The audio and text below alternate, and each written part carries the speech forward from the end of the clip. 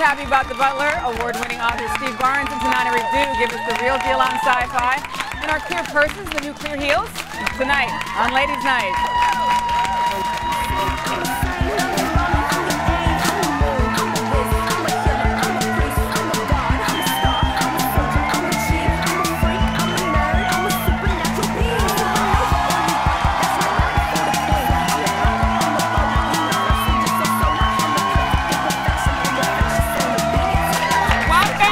Welcome everyone to Ladies' Night. We hope that you're ready to have a good time, and we are too. Good stuff. Yes.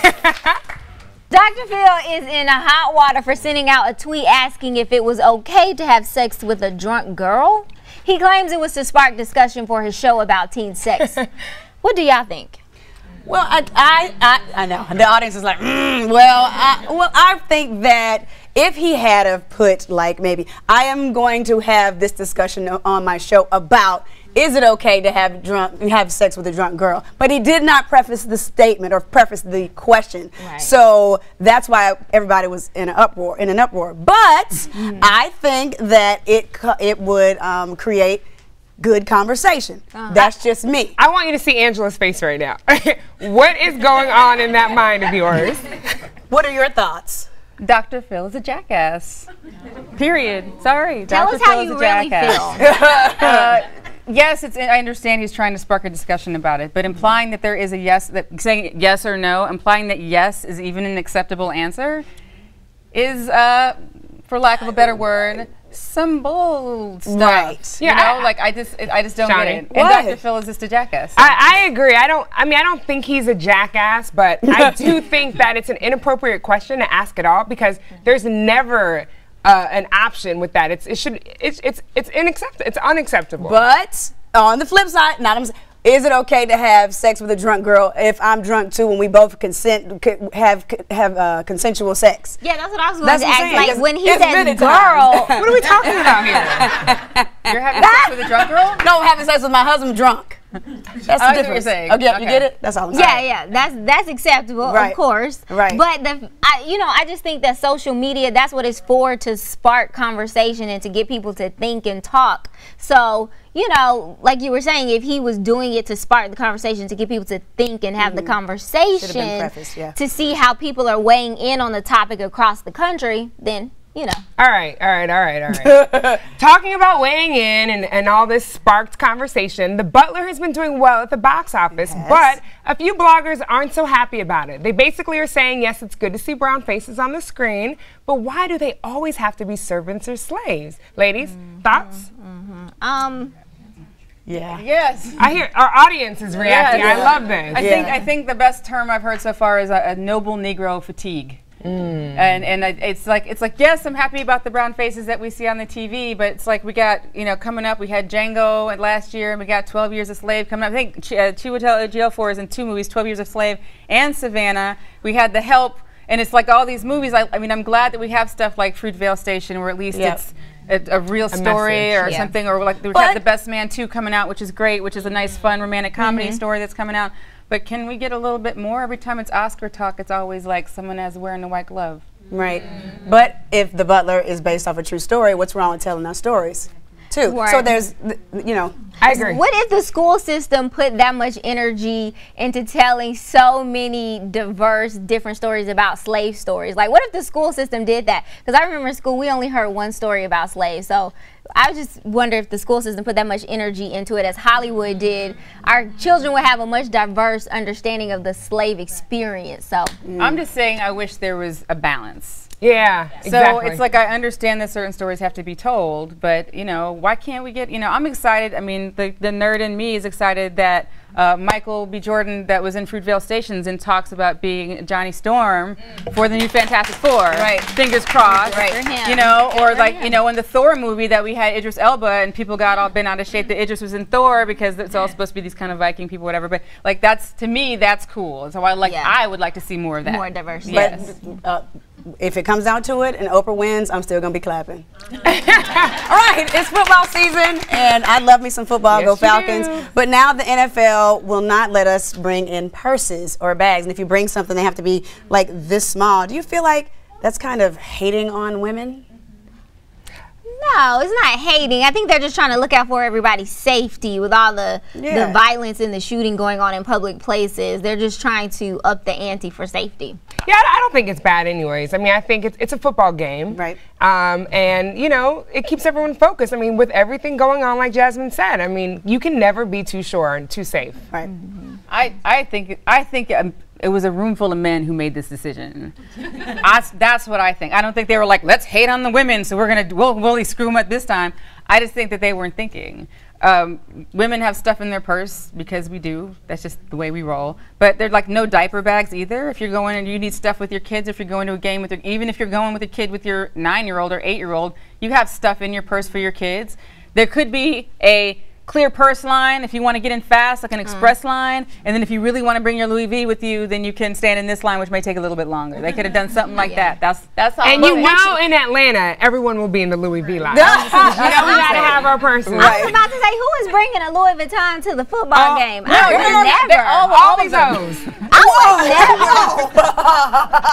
All right, well, I decided that I had to take it to the streets to see what other people thought about this particular topic. Take a look. Rachel and Lindsay, recently the NFL has banned purses and book bags to all games. They want everybody to have these plastic book bags. Do you think that that's, you know, standard, or are they just really hating on women? What are your opinions on that? I don't want to necessarily say they're hating on women, but I think it's pretty absurd that they're banning bags. Okay. Absolutely. I think it's hating on women because I'm not about to give you my purse. So you're not going to go to a game? No. I don't think it's hating on women. I just think it's for the safety of everybody, and it just makes it easier to track things going in and out. You are not giving up the bag. Why? Because do you have a gun in your bag or something? I might. So do you think that you have anything that's dangerous in your bag? Absolutely not. Keys. Keys. Credit card. Credit card. I'll hold that. Wallet and phone. You're pretty organized there. Pretty organized there. Wait, this paper clip I have could a be used as a weapon. A paper clip. You can gouge someone's eyes out with that. That's good. Called a shank. Checking account here. You know. Okay. Might have a tampon or two. You know, comb. She keeps it real. They can start wearing clear clothes to games. Clear clothes to games. So that would be interesting. Now, would you wear a thong or full panties? Thong. I mean, you can use your discretion on that one. So nothing too dangerous. No, nothing too dangerous. Look. At least not this time. Right. Okay. Okay. All right. I see. You keep a nice little purse too. Yeah. I see you just went to Popeyes too. That's right. I will. I will. Uh-huh. Ladies Night TV, baby.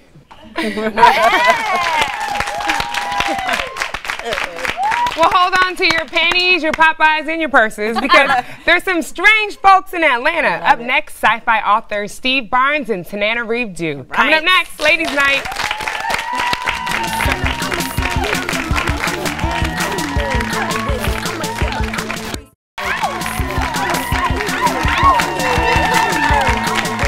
Welcome back to Ladies Night. Our next guests are award-winning science fiction authors who combined have written 35 novels. They are currently in post on a film based on their latest book, Danger Word. Please welcome Steve Barnes and Tananarive Du. Hi.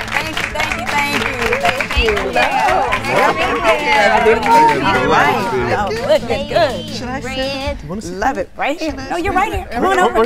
That's right. Get comfy. You're gonna make me be away from her. No, you guys are always together. Always together, joined at the hip. Only That's right. recently separated us. It's just No. hours in surgery. Oh, okay. Well, not that kind of stuff. Right. No. Never that. Never We that. can't tell them that. Okay. I love them already. Welcome to the show, guys. Now, let me ask you, you've written several books with sci-fi and horror, but there's been a lot of time that you didn't see, Black people in science fiction and horror. How have you guys changed that? Well, we've always been there, generally rolling our eyes and running. You know? Don't film me now. I didn't know there'd be no ghosters here, missa. No, but Steve was really one of the trailblazers in the science fiction world, and I came along later in 1995 when we met at Clark Atlanta University in 1997. Clark, what? They had a Black speculative fiction conference, and I met Steve. Octavia E. Butler, the late great Octavia E. Butler, was there, and we were shocked at the number of people in the audience. And now the number of writers in science fiction and horror has grown so much. Short story collections are coming out. You see more doing films. It's an exciting time. Yeah. And now that kind of geek culture, I mean, I'm a big sci-fi fan too, fantasy and sci-fi fan, is now that kind of geek culture has become more in the mainstream, where being a nerd used to be kind of shunned, and now it's kind of cool. You're seeing more and more, just not just in general, but people of color that are in it as well. Well, something like 17 out of 20 of the top box office films of all time are science fiction, fantasy, and horror. And black people love them as much as anything else. But we've been excluded from that world to a huge degree. I mean, movies like When Worlds Collide, they would destroy the Earth and the spaceships carrying all the people to safety. No black people on those ships. So we understood, you know, what it was that was thought of us in that particular sense. So it's taken a while to filter in. For over 10 years, I was the only black male science fiction writer in the world, as far as I could determine. So I'm so glad to see new faces coming in here, because it was a very lonely road to hoe for a very long time. So walking into Clark Atlanta, it was definitely a sense of, oh, this is starting to change. There's something that's happening here. Because I would write scripts that would supposedly feature black people, you know, for like The Outer Limits or Twilight Zone and stuff like this, and they would change the characters white. You know, they'd say, well, we would have to import black people to Canada to do this, so we have to make them white. Because there's no black people. Because there's no black people in Canada. That's right. Shooting, you know, and this was a very standard thing, and we would pitch movies, you know, in Hollywood. What did they say, sweetie? Oh yeah, we pitched a horror movie based on my novel called The Good House. We had Forrest Whitaker with us, Blair Underwood with us as a producer, a couple of sisters with us, and the guy heard our pitch and he said, "Okay, that's great.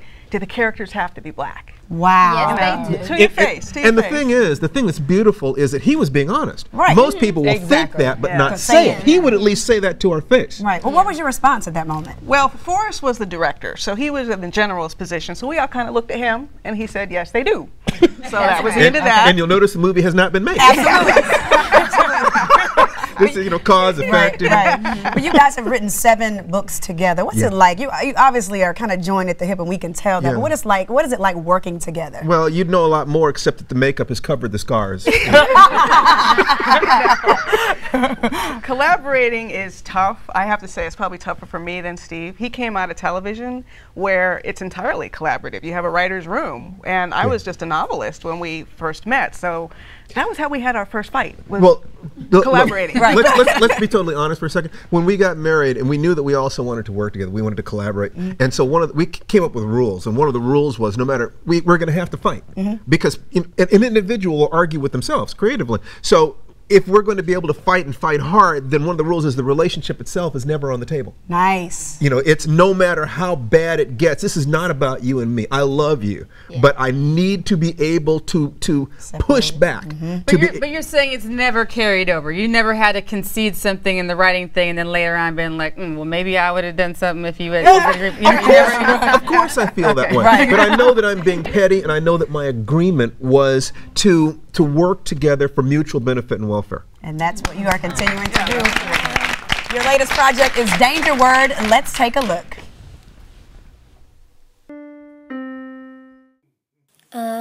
Amazing grace, how sweet the sound that saved a wretch like me.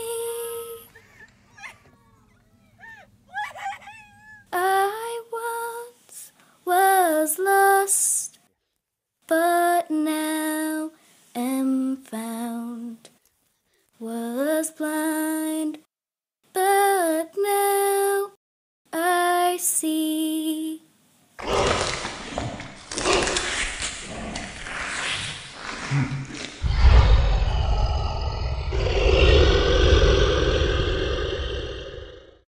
Oh, wow. Wow.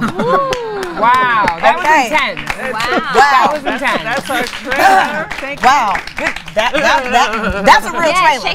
Wow. Look, it's about a grandfather trying to keep his granddaughter safe after the zombie apocalypse. And what we specifically did was we wanted to create something that would be for girls. It's about her. She's going to have to grow up and become a woman, or she's not going to survive. And girls very rarely get that, and little black girls almost never get something like that. So we were trying to do something that hasn't been done. To me, that's that's what makes a piece of art valid. You're trying to say something that hasn't been said, or use symbols that haven't been shown, or express emotions that you haven't seen expressed. And actually, Danger Word, the short story, was our very first fiction collaboration, and then we expanded it out into a novel, Devil's Wake, and it's ironic now. This is our first film collaboration. Oh, wow. Directed by Lucina Fisher, one of my best friends. So it's been a very family-oriented experience. It was a very family-oriented shoot. And we're in post now. It looks awesome. I cannot wait to share it with the world. I can't wait to see it. Like that. Where we will can definitely people be go for sharing information about the film? Oh, www.dangerword.com. Nice. You guys got that? Nice. Give it up for Steve Barnes and Tananarive Duke. Give it up. Creating that diversity we need to see. Yes, I appreciate that. And when we come back, comedian Robin Henry.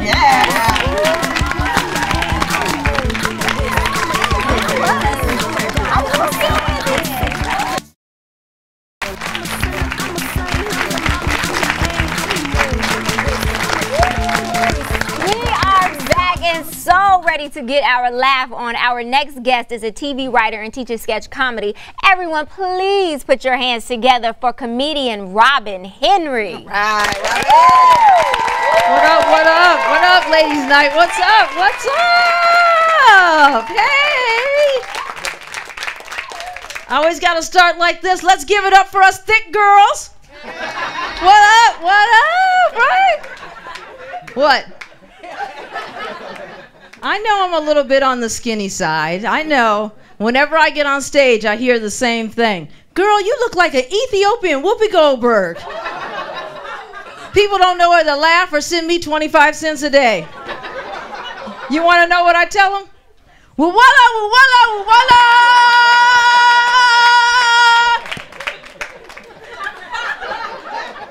That's African for send the money. Or at least that's what I tell Sally Struthers, because I'm telling you right now, I get my relief rice. That stuff is good. It's well worth putting a plate in your lip for, okay? That's right. It's not easy being Serengeti skinny, ladies. The men don't really like it. They don't. They like it when you stay around your high school weight. I'm still around my birth weight. You know? And everybody tells like, oh, you're so skinny, you're so lucky. You can eat whatever you want. And it's true, I can.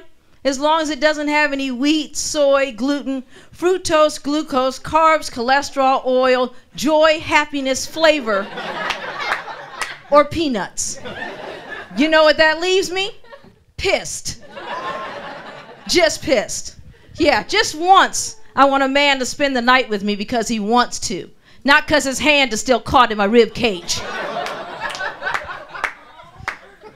Don't feel bad. It's happened, okay, Rashawn? That shit has happened. I want to bulk up. You know, I want to be cute like all you. I want to be cute. I went to the gym. I joined LA Fitness. I'm sure some of you are out there at the gym, you know, hanging out. Oh, no, you schlubs like me. Okay, this is all good. Then we can all live right here in this world together. Because I'm telling you right now, people at the gym are fit already. They're running 20 miles like for fun. They ain't even being chased. I don't understand all that. I know I haven't exercised in years. I got winded just programming the treadmill. You know what I'm saying? That's what my life is at, all right? I'm down on the ground. I'm doing some stretches and stuff. This one bodybuilder comes up to me and he's like, you know, you should put some weight on that bar. I said, that's my leg. And that's not the worst of it. Because all these gyms like LA Fitness, they have these little trainers. This little trainer comes running up to me. I don't know what her name, I don't even know who she is. Little blonde, all cute. She's like, you know, hi, my name is Mindy, and I'm a trainer here at LA Fitness. What do you want to change? Gyms, bitch. Okay? Now I work out at a place where people are at my fitness level. Now I work out at the Cardiac Pulmonary Rehab Center. That's right, I work out at the geriatric gym. With the old people. Listen to me because it's good, all right? Listen to me, I'm trying to tell you what's up. Our motto there is if first you don't succeed, you call 911. We take the step class, we're just learning how to take a step. You know what I'm saying? I'm the queen there. Now my first day was a little rough, I'm not gonna lie. My first day was rough. This old lady comes up to me, because old people, they have their prejudices. This old lady comes up to me and she's like, you know, we really don't like your kind here. I said, you mean black? She said, no, able-bodied. You think you're so cute, don't you? Walking all unassisted. Breathing on your own. And I do. Well, you know, it's just like that. You should see me when I'm running my 47-minute mile. Woo! See, those of you not laughing, you thinking 47 minutes is good. You ain't fit either. I can see this already. 47 minutes. Oh, yeah, it's terrible. But I tell you what, men at the gym are all the same. They all just want one thing. There's a guy at this gym, I don't know, he's got to be about, 85, 90, 100. I don't know how old he is. But he follows me around wherever I go, you know, and he's trying to tell me that I'm his type. And I'm like, look, old man, there is no possible way that I am your type. But hey, do you want my number? He said, no, your bone marrow.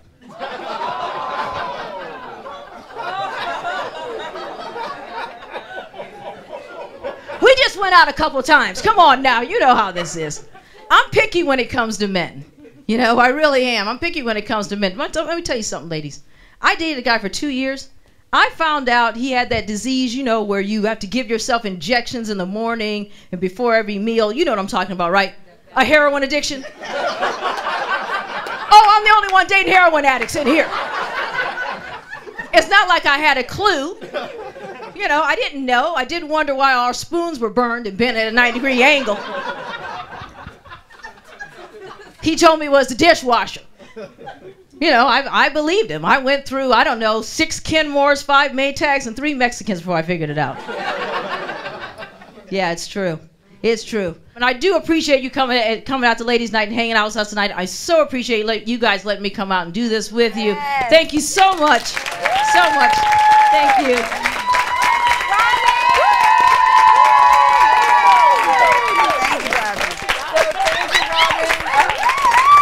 How can people find out more about you when you're touring and stuff? You can find me on justfunny.com. It's JESTFUNNY, because you know I'm a writer. I got to make it hard. Right. Okay. I make it hard. And you tweet too? And at Just Funny is where I tweet, and Just Funny on Facebook. That's where you can find me. You can get all my dates, everywhere I'm going to be, what I'm doing, and everything like that. That's great. Thank you. Your faces. I would take you home. You would take it? I'll put your hand in my rib cage. All right, guys, we'll be back right after this with hashtags.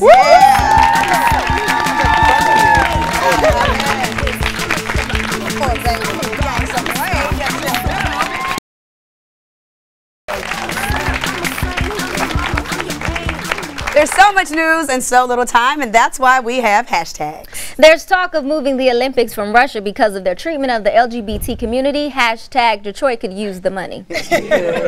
Madonna is raising eyebrows because the 55-year-old has been spotted rocking a grill. Hashtag, that's not a grill, those are dentures. In Argentina, a man thought he was buying toy poodles, and it turns out they were ferrets on steroids. Hashtag, what the ferrets? Trending new show everyone's talking about, hashtag Ladies Night TV. Please follow us on Twitter, Facebook, and Instagram, and make sure you use the hashtag Ladies Night TV. Watch more episodes on our website at ladiesnighttv.net. Thank you so much for watching.